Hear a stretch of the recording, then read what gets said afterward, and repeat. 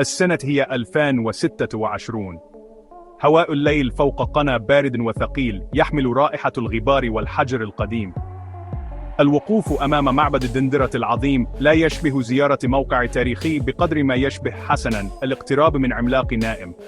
ضوء القمر يلون الصروح الضخمة بظلال من الفضة والسواد، مما يجعل الهيروغليفية تبدو وكأنها تتحرك وتتلوى. ليس الصمت هو ما يستقبلك هنا، بل هدوء عميق، سكون يطن ويشعر بأنه أقدم من الصوت نفسه.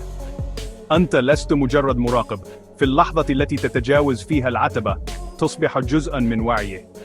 المعبد يراقبك، وعيه منسوج في نسيج أعمدته الضخمة وقاعاته المظلمة. حارس الصامت ينتظر سؤالاً سمعه مليون مرة من قبل. هذه ليست قصة عن التاريخ كما نعرفه، هذه ليست عن فهرسة الفراعنة أو ترديد الأساطير القديمة المعروفة عن الآلهة. هذه عن قفل لم يكن من المفترض أن يفتح أبداً، صندوق ألغاز كوني اكتشف بالصدفة وفتح بأيدي لم تكن تعرف ما الذي تطلقه. سنتحدث عن الإلهة حتحور، سيدة السماء، ولكن ليس كإلهة بسيطة للحب والموسيقى. سنراها كحارسة بوابة، حارسة لمعرفة عميقة لدرجة أنها هددت بتحطيم فهمنا للزمان والمكان وأصولنا. معبدها ليس قبراً للموتى، بل مستودعاً حياً سر يشير إلى أن جدولنا الزمني ليس ملكنا. في الداخل يزداد الشعور بالمراقبة، كل خطوة يتردد صداها في القاعة الكبرى ذات الأعمدة، حيث تحدق وجوه حتحور من كل تاج عمود. ملامحها هادئة، ولكنها تعرف كل شيء بشكل مزعج.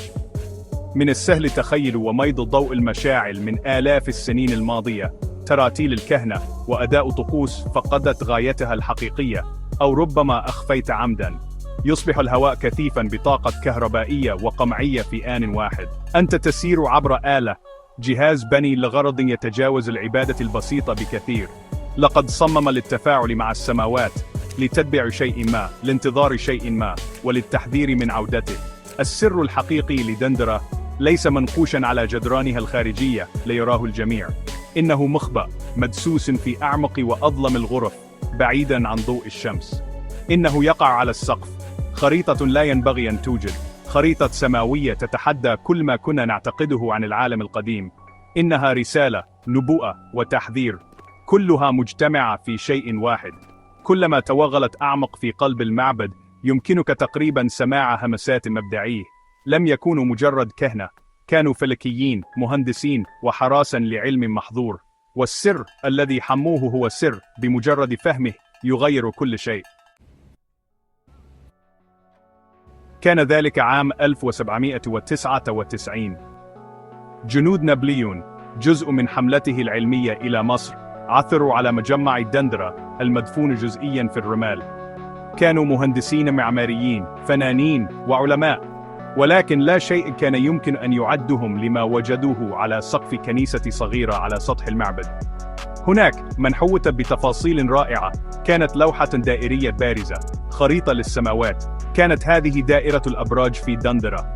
في البداية كانت لحظة انتصار، قطعة أثرية محفوظة تماماً. ولكن عندما بدأ العلماء بقيادة فيفانت دينون في رسمها ودراستها، تحول الانتصار إلى حيرة، ثم إلى صدمة. لم تكن هذه دائرة أبراج عادية، لم تكن مصرية، ليس بالمعنى التقليدي، وكانت تصور سماء لا معنى لها منطقياً. جاءت الصدمة من ترتيب الكوكبات ومواقع الكواكب. على عكس أي خريطة نجمية معروفة من تلك الحقبة، بدت دائرة الأبراج في دندرة وكأنها تمزج عصوراً فلكية. بعض الكوكبات كانت في أماكنها التي كان يجب أن تكون فيها منذ آلاف السنين، بينما بدا أن البعض الآخر في مواقع لن تشغلها لآلاف السنين في المستقبل. كانت ترنح الاعتدالين، وهو التذبذب البطيء لمحور الأرض الذي يغير النجم القطبي على مدى دورة تستغرق 26,000 عام، مفهوماً ومخططاً بوضوح. هذا المستوى من المعرفة الفلكية لم يكن من المفترض أن يوجد في مصر الفرعونية. لقد أشار إلى إرث علمي أقدم وأكثر تقدماً مما كان التاريخ السائد مستعداً لقبوله. العلماء الذين حللوها لأول مرة دخلوا في جدال حاد. جادل البعض بأنها دليل على أن الحضارة أقدم بعشرات الآلاف من السنين، مما يشير إليه الكتاب المقدس، وهي فكرة هرطقية في ذلك الوقت. حاول آخرون يائسين جعلها تتناسب مع الجدول الزمني المعروف، مقترحين نظريات معقدة لا معنى لها. كانت دائرة الأبراج مفارقة، كانت خريطة مثالية لسماء مستحيلة. أظهرت العلامات المألوفة، الأسد، الثور، العقرب، لكنها كانت متشابكة مع الآلهة المصرية وشخصيات غريبة تمسك بها في مكانها، كما لو كانت تظهر نظاماً تحت سيطرة ذكية. لم يكن هذا مجرد ملاحظة سلبية للنجوم، كان مخططاً لآلية كونية. ما جعله مرعباً حقاً هو ما أشار إليه. إذا كانت الخريطة دقيقة، فلم تكن مجرد سجل للماضي، يمكن أن تكون أيضاً خريطة للمستقبل. أدرك العلماء أنهم لم يكونوا ينظرون إلى نقش حجري فحسب، كانوا ينظرون إلى نبوءة مكتوبة بلغة الكون. كان جدولاً زمنياً يظهر الدورات العظيمة للصعود والسقوط، الخلق والدمار. لم تكن دائرة الأبراج تحكي قصة النجوم فحسب، بل كانت تحكي قصة البشرية، والقصة التي روتها لم تكن قصة تقدم خطي، بل حلقة متكررة، فكوني قد لا يكون هناك مفر منه. لم يعد الاكتشاف فضولاً علمياً، لقد كان كشفاً مخيفاً. في قلب دائرة الأبراج في دندرة، وسط موكب النجوم والأشكال الكونية الحلزوني، يكمن الرمز الأكثر إزعاجاً على الإطلاق. إنه ليس كوكباً أو كوكب، بل تمثيل لدورة. شخصيتان تمثلان البداية والنهاية، تحملان القرص السماوي، بينما يمثل النجم القطبي الذي تمثله إلهة فرس النهر تحمل وتدن المركز الذي يدور حوله كل شيء. هذا الزخرف المركزي ليس مجرد عنصر الزخرفي، إنه مفتاح الرسالة بأكملها. إنه يتحدث عن السنة الكبرى، دورة الاعتدال التي تستغرق 26,000 عام، لكنه يفعل أكثر من ذلك. إنه يصور الزمن ليس كخط مستقيم، بل كدائرة تنهار وتعيد تشغيل نفسها. هذا المفهوم للزمن الدوري مزعج للغاية. إنه يشير إلى أن حضارتنا بكل إنجازاتها وتطلعاتها ليست الأولى، قد لا تكون حتى الثانية أو الثالثة. تشير دائرة الأبراج إلى أن المجتمعات المتقدمة ترتفع وتصل إلى ذروة المعرفة، ثم تمحى تماماً بحدث كارثي لتعيد ضبط الساعة إلى الصفر. يترك الناجون متفرقين ومحطمين ليبدأوا الصعود الطويل من جديد، محتفظين فقط بأساطير وشذرات من عصر ذهبي. الآلهة التي يعبدونها ليست سوى ذكريات مشوهة لأسلافهم المتطورين للغاية، أو الكائنات التي علمتهم. دائرة الأبراج هي كتاب التاريخ المطلق، كتاب يسجل نهاية العالم مراراً وتكراراً. آلية هذا الإعادة الضبط مذكورة ضمن صور دائرة الأبراج المعقدة.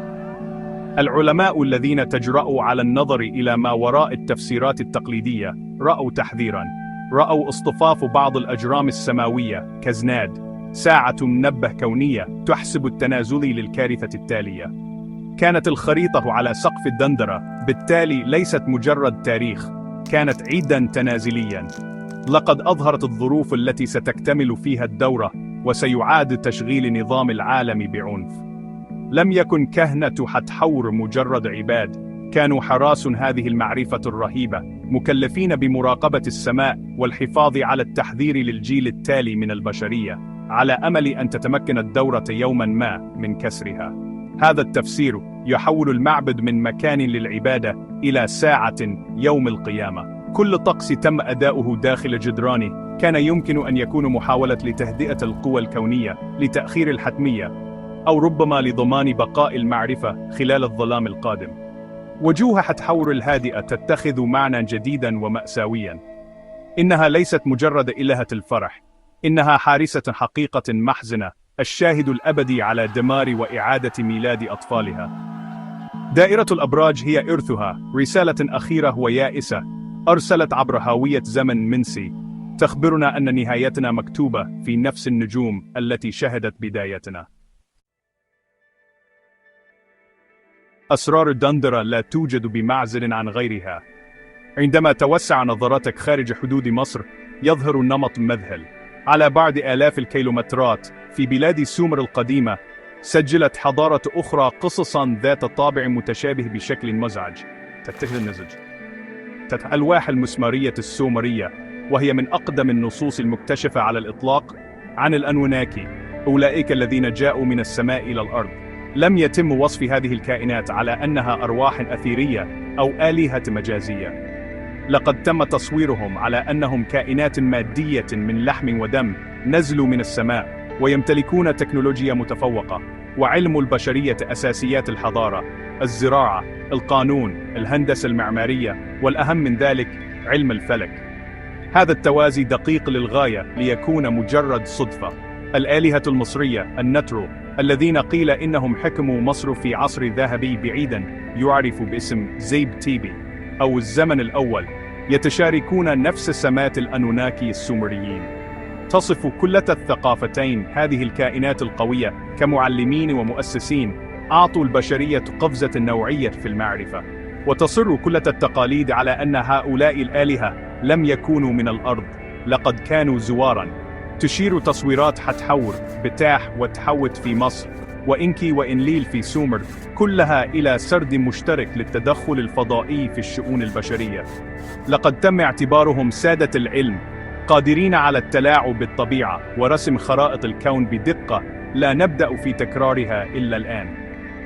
تذهب النصوص السومرية خطوة أبعد وتقدم سبباً لمعرفتهم السماوية. تتحدث عن كوكب مارق في نظامنا الشمسي، كوكب 12 يعرف باسم نيبيرو. هذا الكوكب كما زعموا يتبع مداراً بيضاوياً واسعاً يستغرق 3600 عام، يمر خلاله بالنظام الشمسي الداخلي بالقرب من الأرض قبل أن يرميه مرة أخرى إلى الفضاء السحيق. كان الأنوناكي سكان نيبيرو، وكانت زياراتهم للأرض تمليها الدورة المدارية الطويلة لكوكبهم. هذه النظرية التي يدعمها علماء مثل زكريا سيتشين تقترح أن دائرة الأبراج في دندرة ليست مجرد خريطة لدورة الاعتدال التي تستغرق 26,000 عام، بل هي أيضا جهاز لتتبع عودة هذا الجسم السماوي الضخم والمضطرب. عندما تطبق هذه النظرة على دائرة الأبراج في دندرة، تتجمع القطع في مكانها بوضوح مخيف. الاصطفافات الكوكبية غير العادية، والتركيز على الكوارث الدورية، ووجود شخصيات إلهية تتحكم في السماوات، كلها تتوافق مع قصة جنس زائر قوي وعالمهم المجول. هل يمكن أن تكون دائرة الأبراج جهاز كمبيوتر معقد مصمم للتنبؤ بعودة نيبيرو؟ هل يمكن أن تكون الكوارث التي نتنبأ بها هي الاضطرابات الجاذبية والبيئية الهائلة التي يسببها مرور كوكب؟ لم تكن آلهة مصر وسومر آلهة على الإطلاق، لقد كانوا رواد فضاء، علماء من عالم آخر، والمعرفة التي تركوها وراءهم في أماكن مثل الدندرة كانت سجلهم وتحذيرهم. كانت دائرة الأبراج في دندرة أكثر من مجرد نقش حجري، كانت شيئاً ذا قوة هائلة، وأولئك الذين سعوا لفك أسرارها غالباً ما دفعوا ثمناً باهظاً. تاريخ دراستها مليء بحكايات غريبة عن الهوس والجنون والظواهر غير المبررة. أبلغ العلماء الفرنسيون الأوائل الذين أمضوا ليالي في رسمها على ضوء الشموع عن شعورهم بالمراقبة وسماع همسات غير مجسدة في الكنيسة، ومعاناتهم من كوابيس متكررة عن انهيار السماوات وغرق المدن. جان فرانسوا شامبليون، الرجل الذي اشتهر بفك رموز حجر الرشيد، كان منزعجا بشدة من دائرة الأبراج، ووجد أن آثارها عميقة لدرجة أنه غالبا ما تجنب مناقشتها بالتفصيل، وكأنه يخشى المعرفة التي تحتويها. إحدى أكثر القصص إزعاجا هي قصة عالم الآثار الفرنسي سيباستيان لويس سولونيي. بعد تكليفه بإزالة دائرة الأبراج، أصبح مهووسا بها، معتقدا أنها تحمل مفتاح التنبؤ بالمستقبل. أصبحت ملاحظاته غير منتظمة بشكل متزايد، مليئة بحسابات محمومة وهذيان الجنون العظمى حول الدورات الكونية، ويد خفية توجه المصير البشري. توفي فقر وغياب، يبدو أن عقله قد تحطم بسبب اللغز الذي سعى لحله. غالبا ما تعتبر هذه القصص حكايات خيالية، لكنها تشكل نمطا ثابتا. يبدو أن التعرض المطول للغاز دائرة الأبراج كان له تأثير ضار على النفس البشرية، كما لو أن المعرفة نفسها كانت عدوى.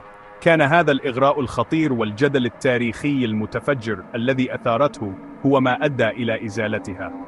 في عام 1820 بدعم من سول لينيي تم قطع دائرة الأبراج بشكل خشن من سقف المعبد باستخدام المناشير والبارود، وهو عمل من أعمال التخريب الثقافي تم تبريره بالرغبة في حمايتها.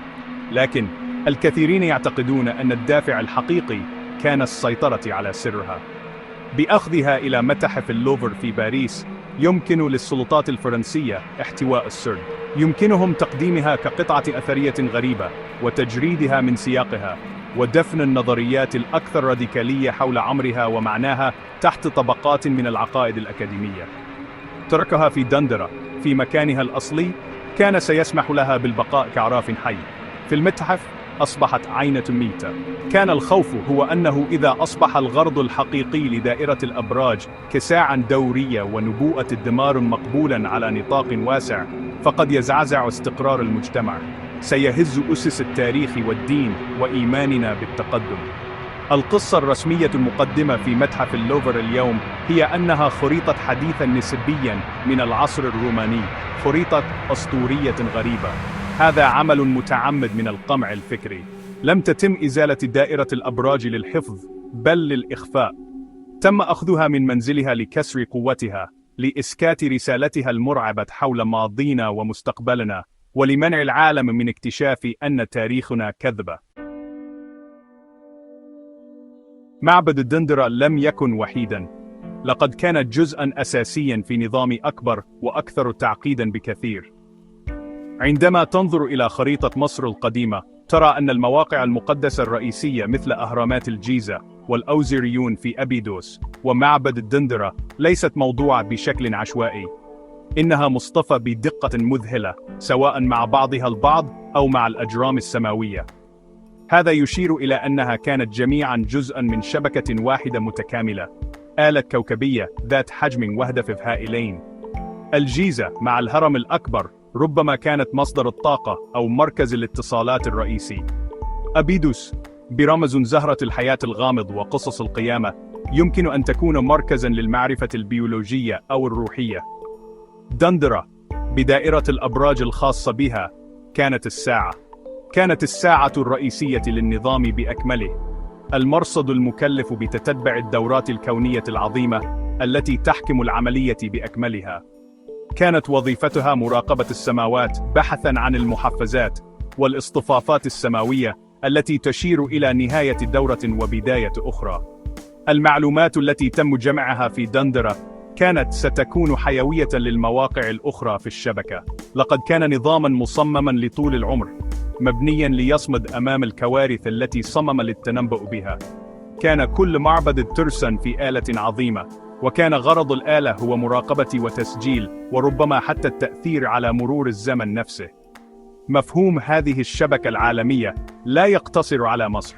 يمكن العثور على أنماط مماثلة من المواقع القديمة المتقدمة المصطفى بدقة رياضية وفلكية في جميع أنحاء العالم، من تيوتيهوكان في المكسيك إلى أنكور وات في كمبوديا. يبدو الأمر كما لو أن نفس المهندسين المعماريين، نفس الآلهة، بنوا سلسلة من البؤر الاستيطانية المترابطة عبر الكوكب. يمكن أن تكون هذه الشبكة العالمية قد خدمت وظائف متعددة: نظام ملاحة، شبكة طاقة، أو نظام دفاع كوكبي. لكن وظيفتها الأساسية، كما تشير الرسالة الدائمة لدائرة الأبراج في دندرة، كانت العمل كبنك ذاكرة، سفينة معرفة مصممة لحمل أساسيات الحضارة عبر هاوية الدمار الدوري. وهكذا نقف في ظلال دندرة اليوم في 4 يناير 2026 وننظر إلى النسخة الجبسية التي تملأ الآن الفجوة في السقف. الأصل محبوس في باريس وسره صامت، لكن المعبد نفسه لا يزال يطن بغرضه القديم.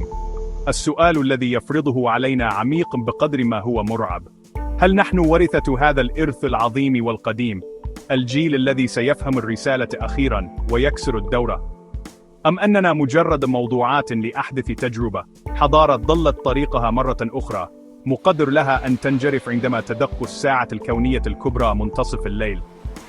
الجواب يكمن مخفيا في النجوم، والساعة لا تزال تدق.